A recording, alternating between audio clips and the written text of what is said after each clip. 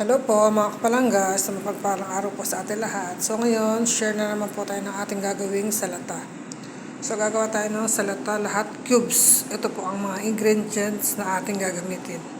Cucumber, bell pepper na red, bell pepper na orange, avocado, cherry tomato, radish, at saka olives at peta.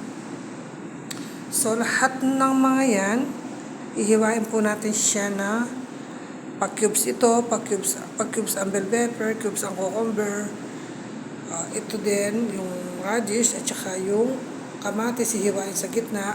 Itong cucumber, tatalupan siya, tapos aalisin natin yung pinakaloob niya para maging curve siya, ang kanyang magiging hiwa. So, kanina nakapaghiwa na tayo, ayan na ang kanyang magiging resulta. Yung cucumber, ganyan siya. Ayan. Tapos, yung avocado, ayan. Cherry tomato, ganyan, hinati sa gitna. At yung olive, ayan, hinati din sa gitna. Yung kanya ng mga radish, ganyan, manipis na manipis ang hiwa. Kasi ang radish ay mapait. So, ganyan. Tapos, gumawa din ako ng dry na kubos para sa taas.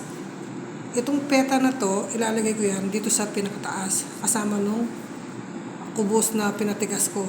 So, ayan, yung peta na yan at saka yung kubos na yan, magkasama yan dito sa itaas ng ating ginawang mga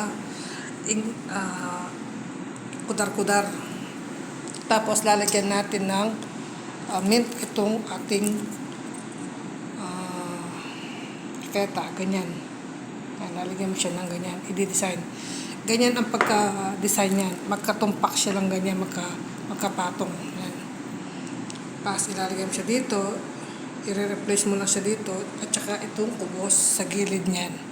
So, yung kanyang sauce ay black sauce. So, madali lang.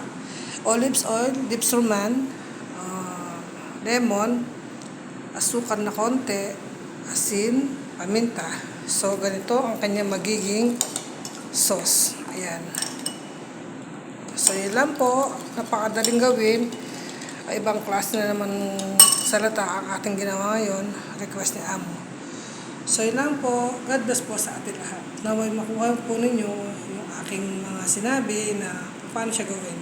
Madali lang. Basta sundan lang nyo kung ano yung mga nasa video at kung ano yung sinabi ko.